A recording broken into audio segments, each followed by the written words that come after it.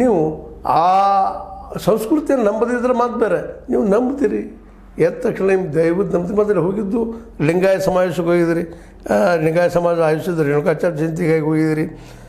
ಇಂಥ ಸಂದರ್ಭದಲ್ಲೇ ಒಂದು ಧಾರ್ಮಿಕ ನೆಲೆಗಟ್ಟಿನಲ್ಲ, ಸಾಂಸ್ಕೃತಿಕ ನೆಲೆಗಟ್ಟಿನಲ್ಲ ಆ ಹೆಣ್ಮಕ್ಳು ನಿಮ್ಮನ್ನು ಸ್ವಾಗತ ಮಾಡೋ ಮುಂದೆ ನೀವು ಇದ್ದಂಥವ್ರು ತಿರಸ್ಕಾರ ಮಾಡೋದು ಇದು ಯಾವ ಕಾರಣ ಗೊತ್ತಾಗೋದಿಲ್ಲ. ಹೌದು ಅಂತ ಎಂದಿದ್ದಾರೆ ಸಿ ಟಿ ರವಿ ಅಂತ ತಿಳ್ಕೊಂಡು, ಸಿ ಟಿ ರವಿ ಅವ್ರ ಸಲುವಾಗಿ ಈ ಹೆಣ್ಮಕ್ಳ ಮೇಲೆ ನೀವು ಈ ರೀತಿಯಾಗಿ ಹೇಳೋದು ಎಷ್ಟು ಮಟ್ಟಿಗೆ ಯೋಗ್ಯ ಅಂತ ಸ್ಟೇಟ್ಮೆಂಟ್ ನೀವು ಕೊಟ್ಟಿದ್ದೀರಿ. ಆ ಮತ್ತು ಬೇರೆ ಪ್ರಶ್ನೆ ಅಲ್ಲ.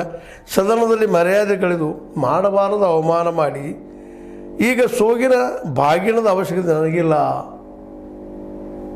ಅಲ್ಲೇ ನಮ್ಮ ಅಪ್ಪನ ಹೋಯ್ತು, ಈ ಮಾನ ಹೋಯ್ತು, ಏನೆಲ್ಲ ಮಾಡಿರಿ, ನಮ್ಮ ಟ್ರೋಲ್ ಮಾಡಿದಿರಿ, ಮಚ್ಚನ ಮಾಡಿದಿರಿ, ಈಗ ನೀವು ಬಂದು ಹಿಂಗೆ ಬಂದ್ರೆ ಅಂತ ಹೆಂಗೆ ಅಂತೇನೋ ಅಂತ ಇದ್ದಾರೋ ಅದೇನೋ ಪೂರ್ತಿಯಾಗಿಲ್ಲ. ಒಂದು ಸ್ಟೇಟ್ಮೆಂಟ್ ಬಂದದ, ಆ ಸ್ಟೇಟ್ಮೆಂಟ್ ಹೇಳಬೇಕಾಗ್ಯದಿಲ್ಲ ಅಷ್ಟ. ಅದು ಅವಮಾನ ಹೌದನ, ಅದನ್ನು ಎರಡು ಮಾತಿಲ್ಲ. ಆದರೆ ಇವರು ಮಾಡಿದವ್ರಲ್ಲಲ್ರಿ, ಇವರು ನಿಮ್ಮೊಂದಿಗೆ ಈಗ ಒಳ್ಳೆಯ ಗೆಳೆತನ ಮಾಡ್ಕೊಳ್ಳಿ ಮುಂದೆ ಬಂದಿದ್ದಾರೆ ಅಂತ ನಾವು ತಿಳ್ಕೊಳ್ಳೋಣ. ಇಲ್ಲ ಅವ್ರೇನು ನಿಮ್ಮನ್ನು ಚೇಡಿಸಿದ್ರೆ ಅಥವಾ ಬಾಗಿನ ಕೊಡೋ ನೆಪದಲ್ಲೇ ನಿಮ್ಗೆ ಅಪಮಾನ ಮಾಡಿದ್ರೆ ಆ ಮಾತು ಬೇರೆ, ಮಾಡೇ ಇಲ್ಲ.